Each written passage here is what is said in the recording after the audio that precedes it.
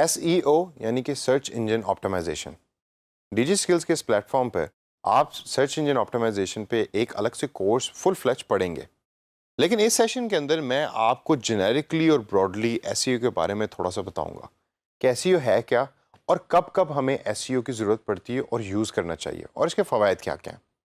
लेकिन सबसे पहले ब्रीफली ज़रा नज़र डालते हैं कि सर्च इंजन ऑप्टिमाइजेशन दर हकीकत है क्या चीज़। एक टेक्निकल सी टर्म है और हम में से अक्सर जो इस टर्म को नहीं जानते वो हमेशा कंफ्यूज हो जाते हैं कि भाई ये तो बड़ी कोई टेक्निकल टर्म है और हम ना इसको कर सकते हैं, ना इसको पढ़ने की ज़रूरत है, ना इसको समझने की ज़रूरत है। ऐसी कोई बात नहीं है। SEO is a simple thing. जब भी कोई यूज़र सर्च कर रहा होता है किसी कीवर्ड को, तो जो वेबसाइट्स उसके सामने अपीयर हो रही होती हैं ऑर्गेनिकली, एक तो होती है ना एड्स जो हमने पहले गूगल एडवर्ड्स में पढ़ी, जिसमें पीपीसी का कॉन्सेप्ट यूज़ होता है, पे पर क्लिक का। तो एसईओ और पीपीसी में फ़र्क इतना है कि एसईओ है ऑर्गेनिक तरीके से यूज़र को अपनी वेबसाइट को दिखाना, जबकि पे पर क्लिक या पीपीसी जो होती है, जो गूगल एडवर्ड्स के थ्रू हम करते हैं, उसमें आप पेड तरीके से अपनी वेबसाइट या अपना पेज यूज़र तक पहुंचा रहे होते हैं। अब जब कंपैरिजन हो रहा होता है एसईओ और पीपीसी का, तो अक्सर लोग ये कहते हैं कि SEO is actually better than PPC, और गूगल एडवर्ड्स पे पैसे ज़ाया करने से बजाय आप एक अच्छा एसईओ का करने वाला बंदा ढूंढ लें और वो सर्च इंजन ऑप्टिमाइजेशन करके आपकी वेबसाइट को ट्विक करके आपके रिजल्ट ऑटोमेटिकली ऑर्गेनिक तरीके से मेन पेज के ऊपर ले आएगा या फर्स्ट रैंकिंग अंदर ले आएगा। बात उनकी भी ठीक है, लेकिन मेरा आपको एज ए डिजिटल मार्केटर ये सजेशन है कि आपने दोनों चीज़ों को हैंड इन हैंड लेके चलना है। जहां ऑर्गेनिक सर्चेज इंपॉर्टेंट है, वहां एड ओरिएंटेड यानी पेड सर्चेज भी इंपॉर्टेंट है। जब आपने एसईओ सही तरीके से कर लिया, आपने यू हैव क्रैक्ड द नट के किस तरीके से एसईओ करना है अपनी वेबसाइट का, तो ऑटोमेटिकली आपकी रीच भी बड़ी होगी और आपका पेज मेन पेज पे आ रहा होगा। अक्सर जब भी हम कोई चीज़ सर्च करते हैं तो ज़रा गौर कीजिए, हम सबसे पहले उन वेबसाइट्स पे क्लिक करते हैं जो पहले पेज पे होती हैं और बिल्कुल टॉप पे आ रही होती हैं। अब उस टॉप पेज पे और टॉप रैंक पे पहुंचने के लिए जो कंपनीज हैं, they have to spend a lot of time and a lot of energy in order to reach over there. तो जिस तरह मैंने कहा कि पे पर क्लिक भी आप यूज़ कीजिए और एसईओ की पावर को भी यूज़ कीजिए। एसईओ आपकी वेबसाइट को मोस्ट क्रेडिबल बनाता है, यानी कि आपकी website becomes the most relevant in the searches. जब भी कोई कीवर्ड सर्च कर रहा है तो चूंकि आपकी वेबसाइट ऑर्गेनिकली वहाँ अपीयर हो रही है, तो इस वजह से यूज़र ये समझता है कि ये मोस्ट रेलिवेंट वेबसाइट है based on my keyword research. ठीक है। और इसके साथ जो दूसरी चीज़ है, जब आपकी वेबसाइट रेलिवेंट होगी तो यूज़र उसको क्लिक भी करेगा। तो एसईओ को दूसरा फायदा क्या हो गया कि मोस्ट रेलिवेंट तो है ही है, लेकिन साथ साथ मोस्ट क्लिक्ड वेबसाइट भी बनती जा रही है। Again it is all for free.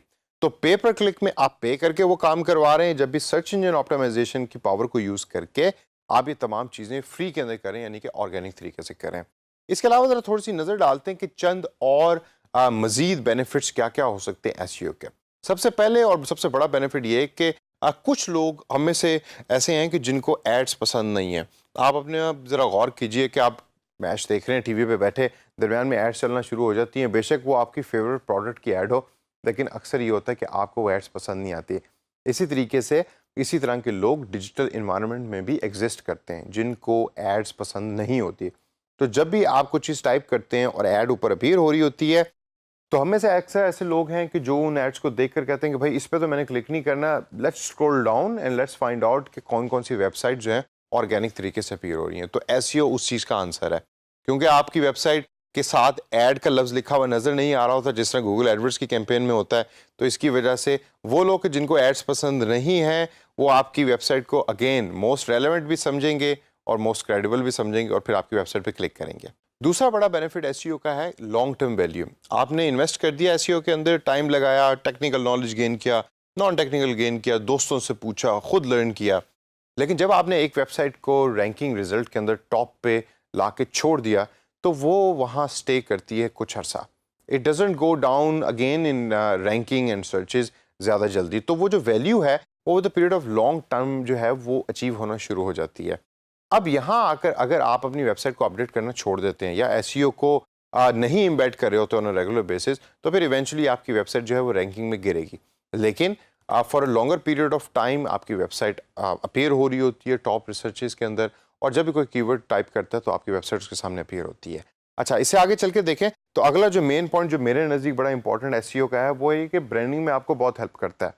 Again जब आपकी वेबसाइट टॉप पे अपीयर होगी तो क्या होगा, लोग ज़्यादा आपकी वेबसाइट पे क्लिक करेंगे, लोग आपकी वेबसाइट पे ज़्यादा क्लिक करेंगे, तो आपका ब्रांड, जो भी आपका ब्रांड जिस मर्जी प्रोडक्ट का है, वो रेलेवेंट बनता जाएगा। इसी तरह जब भी कोई ऑटोमेटिकली तरीके से सर्च करेगा फॉर इंस्टेंस टी शर्ट की, तो the Google basically shows that particular website on top कि जिसकी क्रेडिबिलिटी, एसईओ की पावर, ये तमाम चीज़ें बिल्कुल ठीक है। और उस पर्टिकुलर वेबसाइट के टॉप पे होने की वजह से क्रेडिबिलिटी चूंकि बढ़ रही है, तो ब्रांडिंग पावर भी जो है बड़ी स्ट्रांग होती जाएगी। लास्ट के अंदर दोस्तों, पे पर क्लिक वर्सेस एसईओ, इन दोनों में से आपको एज ए डिजिटल मार्केटर किस पे फोकस करना चाहिए? ये बहुत बड़ी डिबेट है।